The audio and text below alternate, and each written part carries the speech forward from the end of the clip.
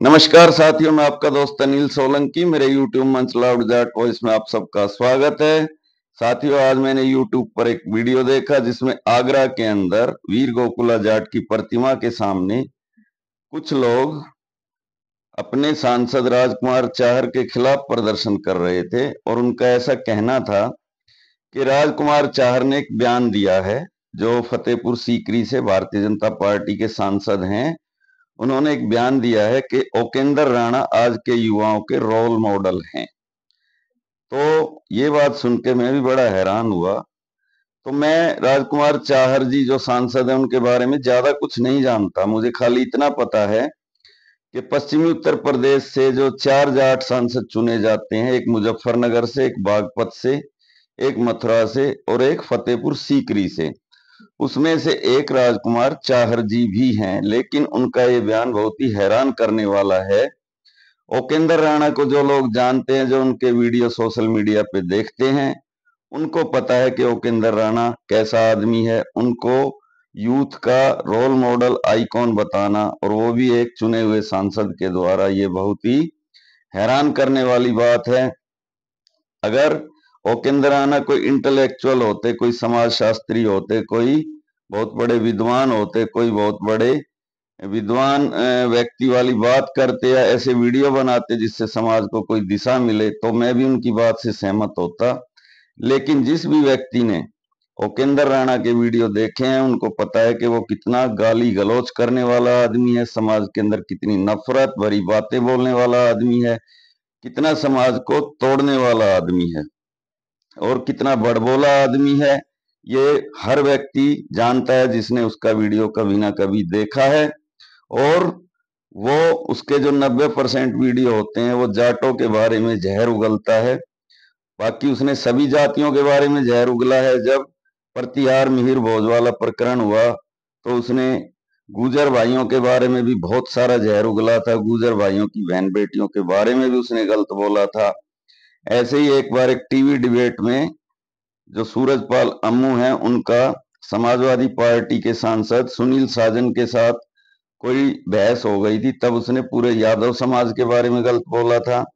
ऐसे ही एक intellectual person है सीफू सौर्य भारद्वाज। सीफू सौर्य भारद्वाज ने एक बार एक वीडियो में ये बोल दिया था कि हमारे देश के अंदर कुछ ऐसे लोग हैं जो जिसका राज होता है उसी के पूत बन जाते हैं। वो उन दल बदलू नेताओं को बोल रहे थे जो पार्टियां बदल लेते हैं। तो उस बात को लेके भी ओकेंद्र राणा ने पूरे ब्राह्मण समाज के बारे में भी जहर उगला था। लेकिन ज्यादा इसके वीडियो जाटों के ही खिलाफ होते हैं। और इसको रोल मॉडल हम क्यों माने? ये आदमी फेसबुक लाइव आके ये कहता है कि मैं थाने में घुसकर पुलिस वाले के सर में गोली मारूंगा। यह आदमी हमारे ओलंपियन पहलवान बेटियों के बारे में गलत बोलता है। इस आदमी को इतनी अकल नहीं है कि पहलवान बनने के लिए अपना पूरा घर के चारों पाए हिल जाते हैं, पूरे घर को झोंकना पड़ता है, इतना पैसा लगता है। एक पहलवान बनाने के लिए 20 से 30 हजार रुपए महीने का खर्चा आता है। और ओकेंद्र राणा ने इसके खानदान में, इसके कई पीढ़ियों में कोई पहलवान नहीं बना होगा और किसी ने गांव के जोड़ का दंगल भी नहीं जीता होगा जो गांव के तालाब पे होता है। और इसको ओलंपियन पहलवानों पे कमेंट करने के अंदर कोई शर्म महसूस नहीं हुई। हरियाणा के अंदर जो भी बच्चे हैं जो ओलंपिक में मेडल जीत के लाते हैं, वो सब गरीब घरों के बच्चे हैं। किसी का बाप डीटीसी में कंडक्टर है, किसी का बाप पुलिस के अंदर सिपाही है। और जो रवि दहिया जिसने रजत पदक जीता था ओलंपिक में, उसका बाप एक भूमिहीन किसान है जो दूसरों की जमीन लेके उगाई बटाई पे खेती करता है। अब ये तो बात हुई ओकेंद्र राणा की। सब भाइयों ने उसके वीडियो देखे हैं, वो कैसे जातिवाद फैलाता है, अपनी जाति को श्रेष्ठ बताता है, दूसरी जाति वालों को गाली देता है। और अगर बात राजपूत समाज की है तो राजपूत समाज के अंदर बहुत सारे इंटेलेक्चुअल, विद्वान, पत्रकार, राजनीतिक हुए हैं जिनको हम अपना आदर्श मान सकते हैं। विश्वनाथ प्रताप सिंह इस देश के प्रधानमंत्री हुए हैं जिन्होंने सामाजिक न्याय की इस देश के अंदर नींव डाली, भले ही राजनीतिक कारणों से ही डाली, लेकिन उन्हीं के वजह से आज जो दबे कुचले वर्ग के लोग हैं वो आगे निकल रहे हैं, राजनीति में भी और सामाजिक क्षेत्र में भी। हम चंद्रशेखर का नाम ले सकते हैं, जो समाजवादी पृष्ठभूमि से थे, इतने अच्छे वक्ता थे, प्रखर वक्ता थे। लेकिन ओकेंद्र राणा राजपूत समाज के एक हिस्से का हीरो नायक हो सकता है, लेकिन वो आज के युवाओं का नायक तो बिल्कुल भी नहीं हो सकता। अब बात करते हैं राजकुमार चाहर की। राजकुमार चाहर को मैं ज्यादा नहीं जानता, मुझे नहीं पता उनकी क्या पर्सनैलिटी है और वो कैसे व्यक्ति हैं। लेकिन मैंने एक बात सुनी, उन्होंने अभी पीछे एक बयान दिया था, उन्होंने ये कहा था कि आगरा के अंदर शिवाजी का एक म्यूजियम बनाऊंगा मैं। तो ये सुन के मेरे ख्याल से जितनी खुशी मुझे हुई दुनिया में और किसी भी व्यक्ति को नहीं होगी। शिवाजी महाराज मेरे आदर्श हैं।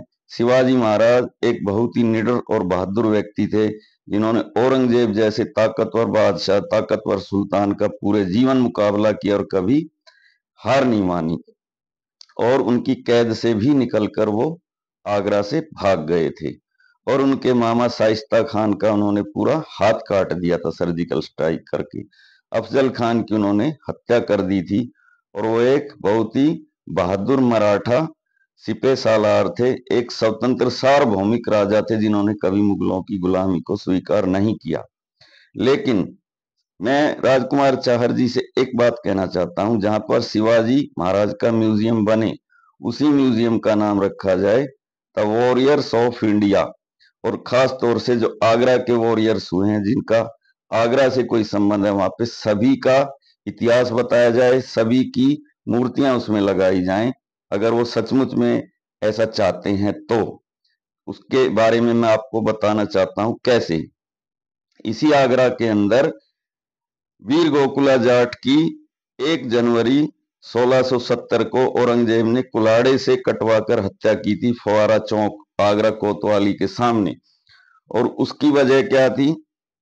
उसकी वजह यह थी कि जब औरंगजेब ने ब्रिज क्षेत्र के किसानों पर जजिया टैक्स लगाया और जबरन उनका धर्म परिवर्तन करवाने की कोशिश करी, तो वीर गोकुला जाट ने औरंगजेब को सीधा सीधा चैलेंज किया था कि ना तो हम जजिया टैक्स भरेंगे और ना ही हम धर्म बदलेंगे और ना ही हम केशवनाथ मंदिर को तोड़ने देंगे। शिवाजी महाराज वो सॉरी औरंगजेब ने यह फरमान जारी किया था कि केशवनाथ मंदिर श्री कृष्ण जन्मभूमि को तोड़ दिया जाए। और उसके लिए उसने एक बहुत ही कट्टर मुस्लिम अब्दुल नबी, कट्टर सुन्नी मुस्लिम अब्दुल नबी को आगरा का फौजदार नियुक्त करके भेजा था। गोकुला जाट ने श्री कृष्ण भूमि की रक्षा के लिए न केवल अपने प्राण न्यौछावर किए, बल्कि उस अब्दुल नबी की हत्या भी कर दी थी। और आगरा जो मथुरा की सादाबाद की छावनी थी, उसमें आग भी लगा दी थी और उसके हथियार भी लूट लिए थे। और पूरे 6 महीने तक उसने अप्रशिक्षित किसानों की सेना के साथ औरंगजेब की सेना का मुकाबला किया था। मई में युद्ध शुरू हुआ था और दिसंबर में गोकुला जाट गिरफ्तार हुआ था और 1 जनवरी 1670 को उसका बलिदान हुआ था। इसके अलावा राजा राम जाट और राम की चाहर का भी म्यूजियम के अंदर स्टैचू लगना चाहिए। उनकी जीवनी भी उस म्यूजियम के अंदर बताई जानी चाहिए। जो राजा राम जाट था, उसने सिकंदरा के अंदर अकबर और जहांगीर की कब्र खोद के उनकी हड्डियों को जला दिया था और उसके कांसे के फाटक को उखाड़ के ले गया था। वो भी बहुत बड़े वॉरियर हुए हैं और उनका भी इस देश, इस धर्म को बचाने के लिए बहुत बड़ा योगदान है।